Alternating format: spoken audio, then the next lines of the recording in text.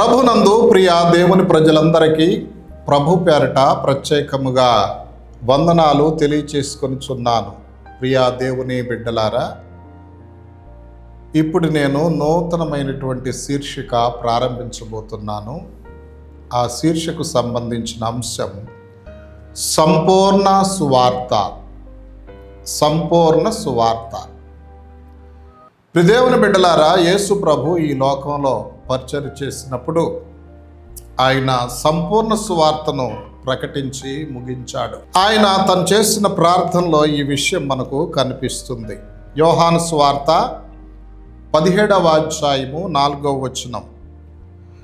చేయుటకు నీవు నాకిచ్చిన పని నేను సంపూర్ణముగా నెరవేర్చి భూమి మీద నిన్ను మహిమపరచితిని అని తండ్రికి ప్రార్థించినాడు. ఈ ప్రార్థనలో సంపూర్ణముగా నేను నెరవేర్చాను తండ్రి నీ పని అని, అంటే సంపూర్ణ సువార్తను ప్రకటించాడు.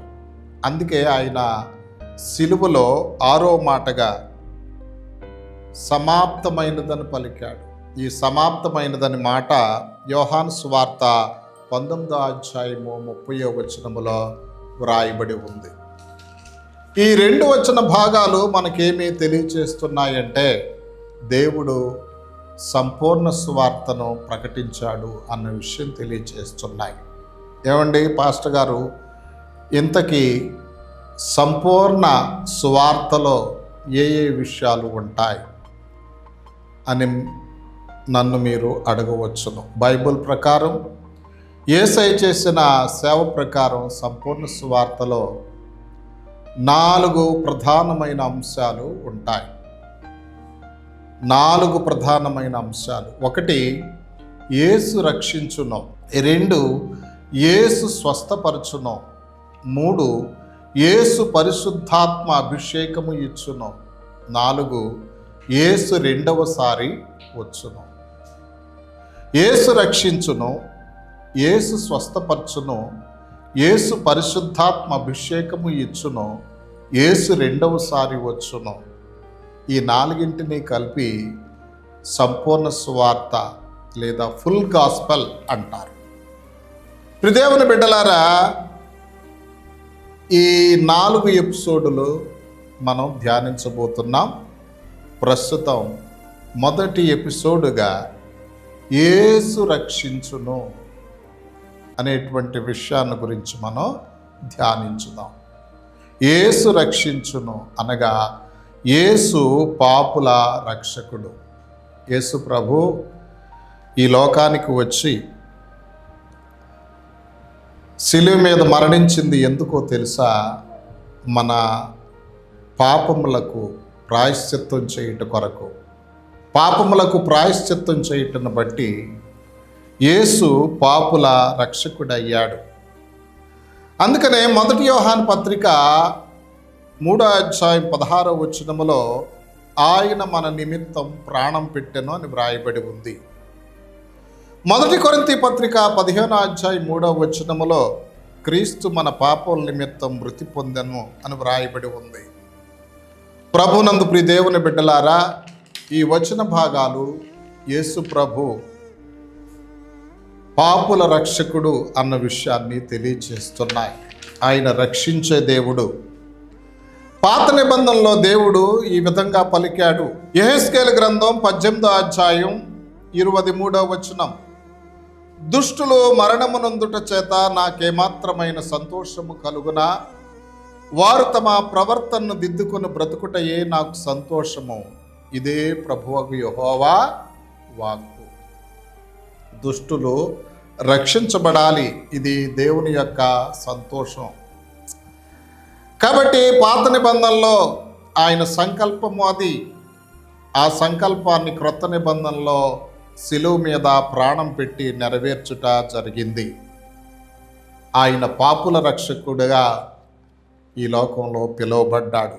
అందుకనే పౌలు గారు తిమోతికి వ్రాసిన 1 పత్రిక 1వ అధ్యాయం 15-16 వచనాల్లో ఈ విధముగా తెలియజేశాడు. తిమోతికి రాసిన 1 పత్రిక 1వ అధ్యాయం 15-16 వచనాలు. పాపులను రక్షించుటకు క్రీస్తు యేసు లోకమునకు వచ్చినను వాక్యము నమ్మదగినదియు పూర్ణాంగీకారమునకు యోగ్యమైనదియునై ఉన్నది.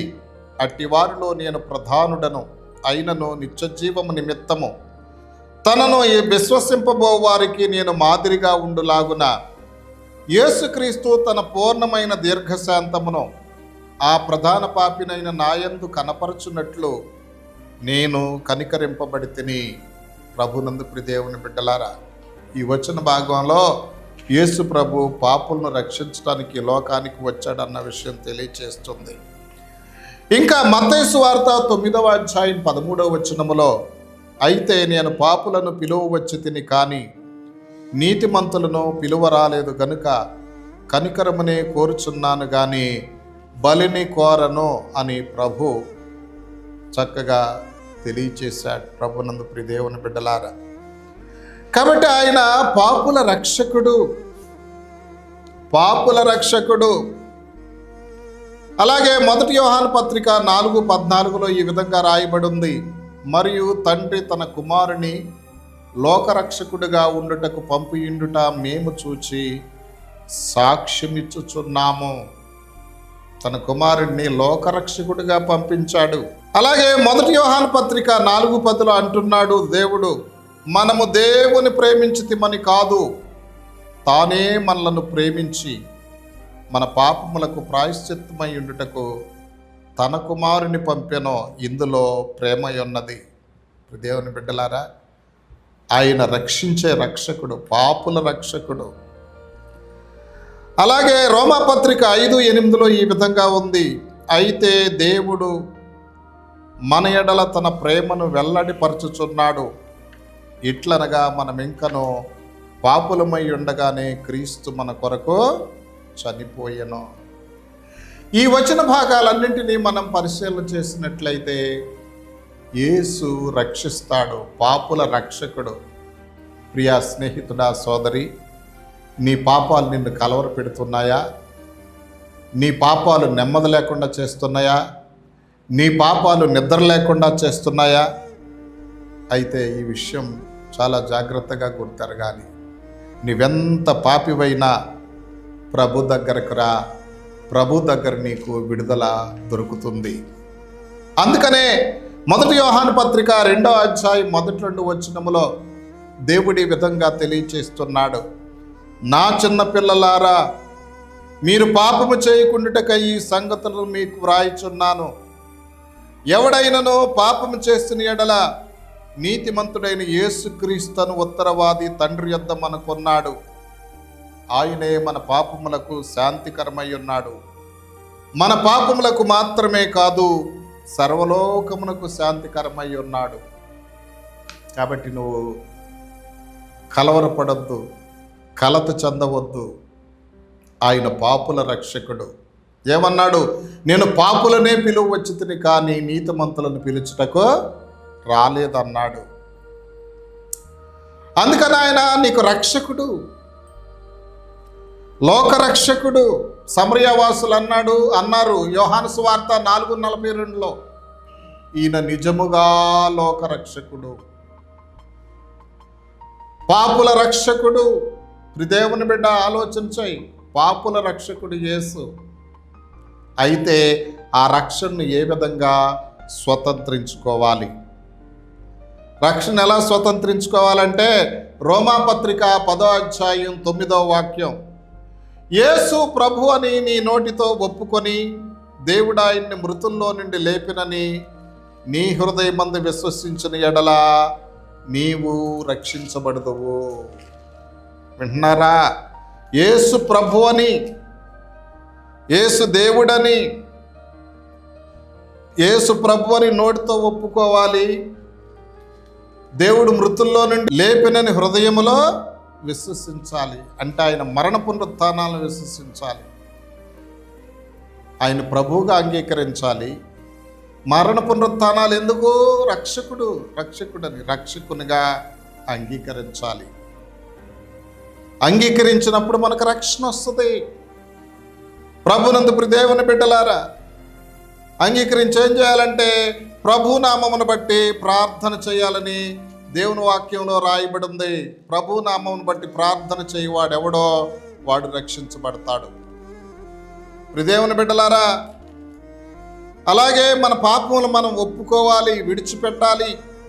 యోహాను రాసిన మొదటి పత్రిక 1వ అధ్యాయం 9వ వచనం, మనము మన పాపములను ఒప్పుకొని ఎడల ఆయన నమ్మదగిన వాడును నీతిమంతుడు కనుక ఆయన మన పాపములను క్షమించి సమస్త దుర్నీతి నుండి మనలను పవిత్రులుగా చేయను.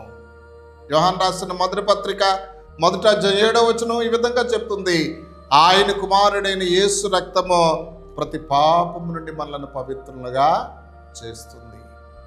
నువ్వు రక్షణ పొందేవని బహిరంగ ఒప్పుకోలుగా బాప్తిస్మం తీసుకోవాలి.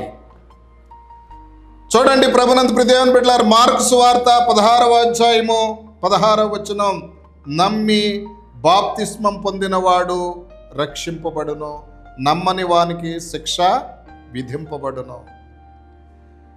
కాబట్టి యేసు పాపుల రక్షకుడు గనుక ఆయన రక్షకునిగా అంగీకరించి పాపములు ఒప్పుకొని పాపములు విడిచిపెట్టి బాప్తిస్మం పొందితే రక్షణ లభిస్తుంది.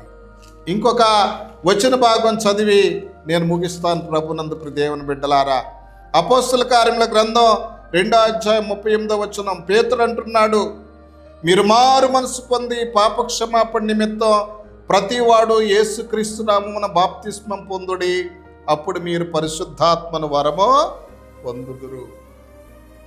దేవుని బిడ్డలారా, కాబట్టి సంపూర్ణ సువార్తలో మొదటి అంశం, మొదటి విషయం యేసు రక్షించును. కాబట్టి ఆ రక్షకుని హృదయంలో స్వీకరించి పాపంలో ఒప్పుకొని పశ్చాత్తాపడదాం. దయగలిగిన తండ్రి, ప్రేమ కలిగిన యేసు ప్రభువా, సంపూర్ణ సువార్తలో మొదటి విషయం యేసు రక్షించును అనే విషయాన్ని గురించి మాకు తెలియచేసినందుకు స్తోత్రాలు. రక్షకుడా, మా హృదయంలోనికి రండి నాయన, మమ్మల్ని రక్షించండి, మా పాపాలు క్షమించండి, మీ కృపలో వర్ధల చేయండి. యేసు నామములో ప్రార్థించి స్తుతించి వేడుకొనుచున్నాం పరమ తండ్రి.